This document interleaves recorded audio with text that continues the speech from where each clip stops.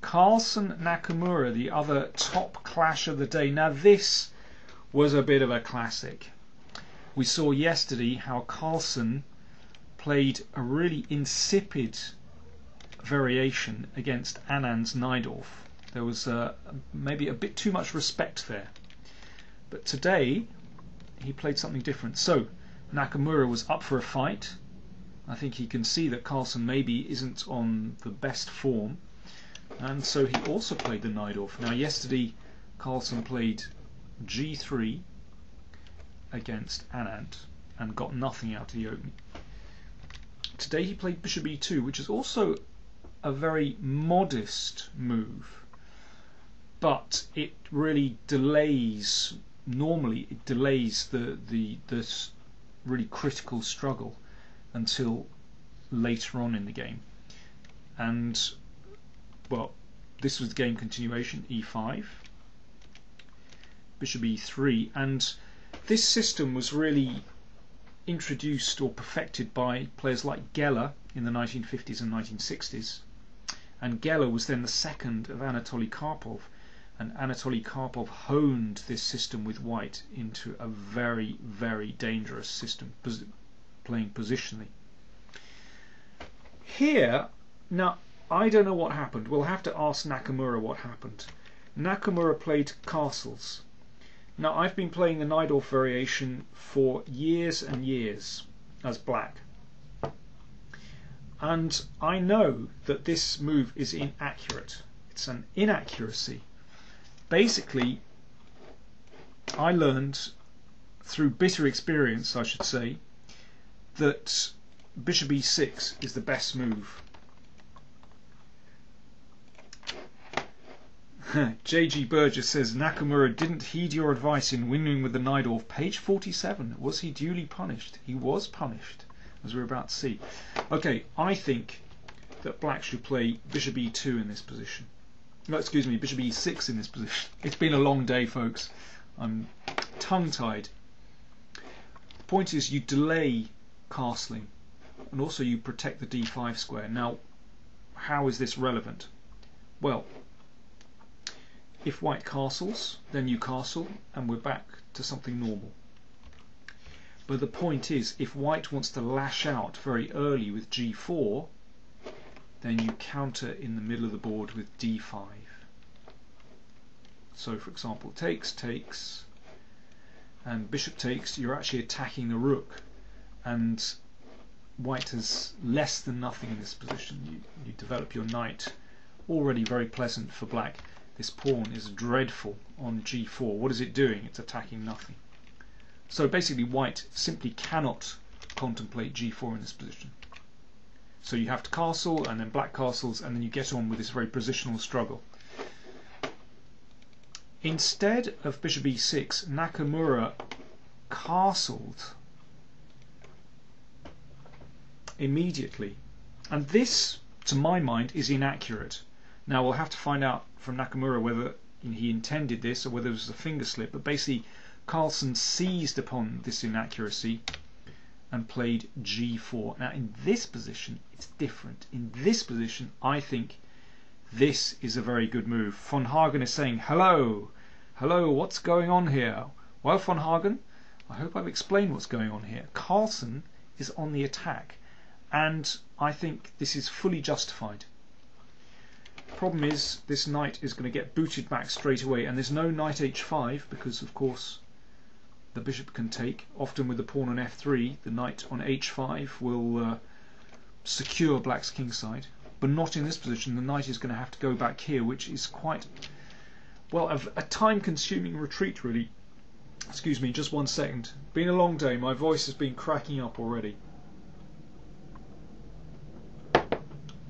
So bishop e6 happened, g5, and you can see that black is on the defensive, and white has a very strong attack, this typical attack with the g and h pawn from the English attack actually.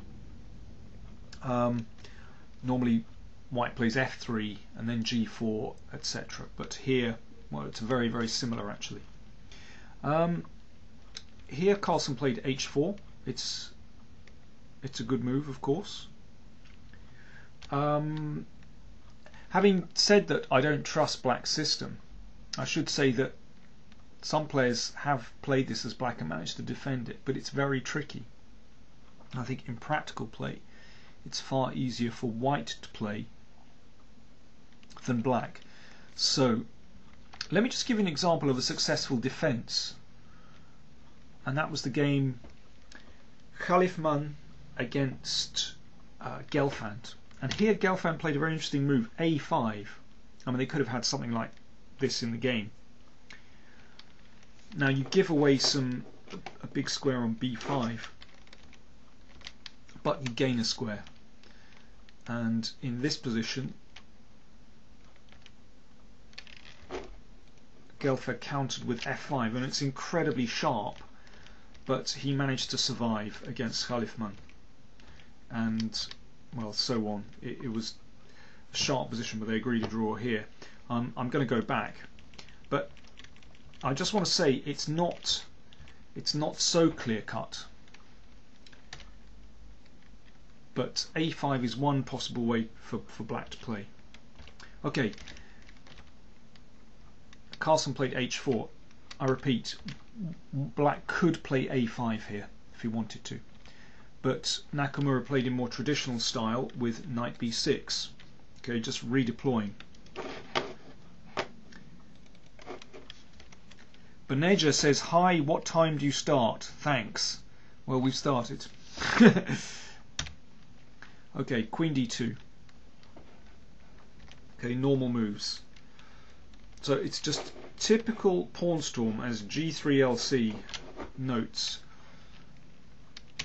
And now Carlsen played f4, which turned out very well indeed. I mean, there are basically two strategies you can use. One is to play f4, and the other is simply to advance your h and g pawns. And if I can give a very quick example of that, you know, this is a very straightforward way for White to play. And well, I'm giving the game Rogers against Hübner, that was played, well, over 20 years ago, and that game continued so.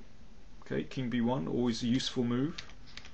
And now here, okay, we've transposed back into a kind of English attack, and White just comes forward with the pawns. It's really typical, and so on.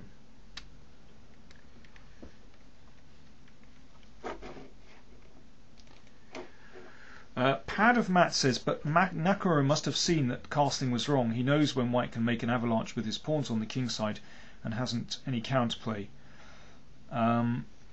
Well, I think this might have just been a finger slip, that Nakamura castled instead of playing bishop b6. It's very easy to do.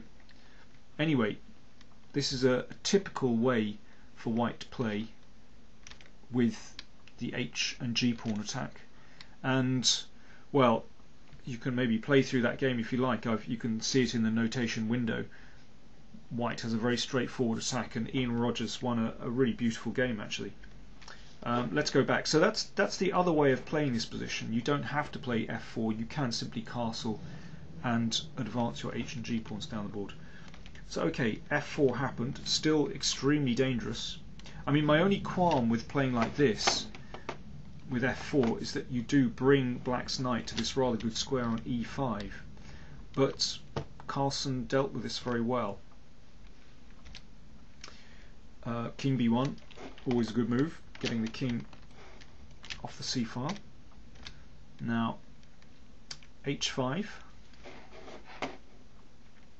Let me just show you how, you know, we're about to see a beautiful attacking win from Carlsen, but you know, it's very, very easy to get this wrong with White. You know, I've had some guys saying here, what's Nakamura doing? He seems lost right from the word go.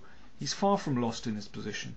It's still a very double-edged situation, but Carlsen just played it very well. So here's an example where it goes badly wrong for White. Well,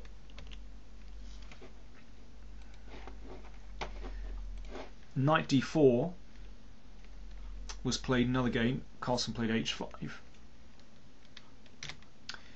and the knight came in, and queen d3, queen b6. This shows that yeah, things are not so clear. Look at this tactic. And now check, and queen takes d4, and black wins a pawn. Typical of the kind of tricks that go on in this situation. Kingpin, I'm sorry that you've got a bit of a lag, and so you're complaining about that. That's just the way it is sometimes. I can't do much about the traffic and then or whatever, but maybe if you just restart the session, it might improve things, but lag is a problem. Okay, let's go back. So what I'm saying is, you know, this is still quite an unclear situation. Carlsen played h5. Now Nakamura played rook e8. Now this was criticised by quite a few people afterwards, saying why didn't he play knight c4 and get going with counterplay straight away? Well, he could do, but let's have a look what happens. It seems to me that, you know, I was looking at this afterwards, that this is still quite a difficult situation for black. So for instance, check, then king c1, and white holds everything together. And, you know, white might go for g6, but sometimes can simply go for h6. But often knight d5 is a good move as well. I mean, probably you're going to protect this one first. Maybe with rook h2, it's possible. Sometimes even simply rook c1 is a good move. And then, yeah, play the knight into d5. Maybe hold g6 or h6 in reserve. It's difficult for black to get meaningful counterplay in this position, it has to be said. Okay, but let's see what happened in the game. King a1. Now this is very clever, and this turned out really, really well. Basically, in the little game I showed earlier where white got it wrong, you saw there were tricks with knight c4 and knight a3 check, and this basically avoids a check on a3. It turns out this is a very, very clever move indeed. It's absolutely brilliant. We'll see what happens. So now knight d4. Quite important that this knight returns to play, actually. Sometimes you can take here. Sometimes you play knight f5.